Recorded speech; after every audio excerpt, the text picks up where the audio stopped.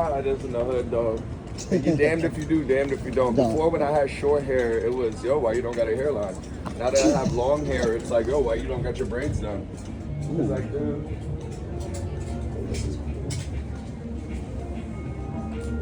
Oh, I like this. See, like, just like Japan, Uzakawa style. Like, businessmen, people that work, they come here, they have drinks, they talk about the day, they talk about women, they talk about anything. Man style.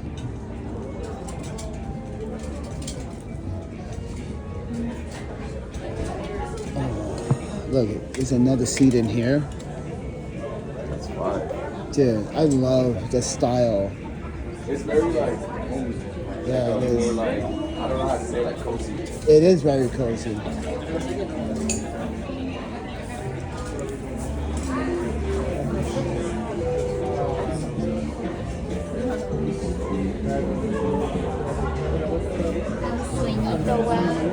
All right.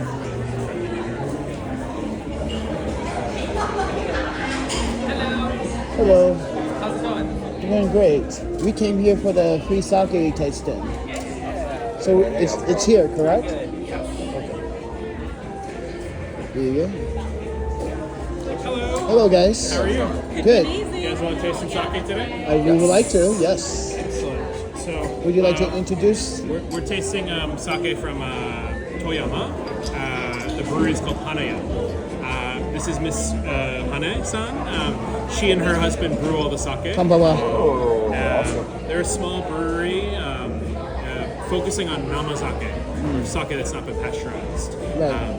And the first one is going to be their Takubatsu Junmai. So this is made with Goyakuman-goku rice. It's a rice that has a reputation for being kind of low flavor, honestly, and being very like dry and crisp and clean.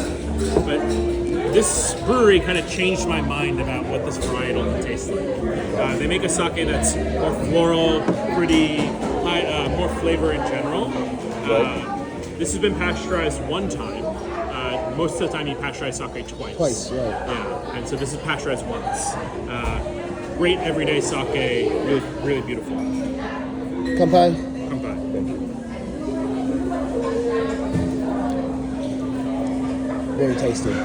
Super affordable as well. Are you guys having dinner here tonight, or just? Oh no! I was gonna wait for another friend. He's from the UK.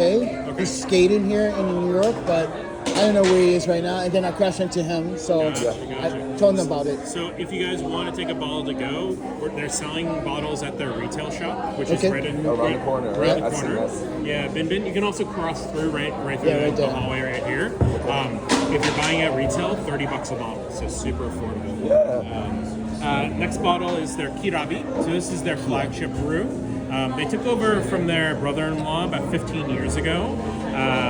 The brewery was on the brink of bankruptcy, but Hane-san and her husband really have revived the brand. Today they're doing 5 times the volume they were 15 years ago. Impressive. Domestically in Japan, they're really popular. We're really excited to bring them to New York for the first time this year. This is their flagship brew. They started this about 10 years ago. Same spec as the last bottle, Goyakuman-goku rice, milled to 60%. The only difference, this is not pasteurized at all, and they changed the yeast that they use. So the last one is a 701. It's older yeast. Right. This is 1801, modern yeast, more aromatic, super pretty, higher impact on the palate. Nice. I like that. The trademark. This one, I'll call this one the trademark, if you don't mind. Kanpai.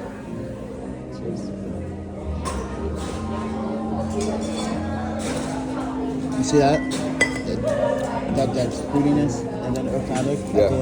Yeah. The first one was awesome. This one I could drink like water.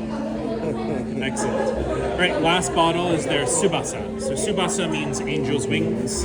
It's where the kind of purple feather motif comes from. This has the same spec as the Kirabi, except instead of it, so it's not pasteurized, it's also made with Goyakuman-goku, also with 1801 yeast. The only difference is that they polish the rice slightly more. So the last one, the rice is polished to 60% of its original size. Right. And this one, they polish it to 50%. And it changes the impact on the tongue completely.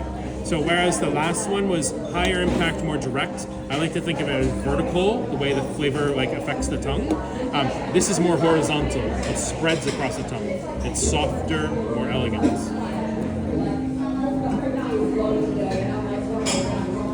Cheers.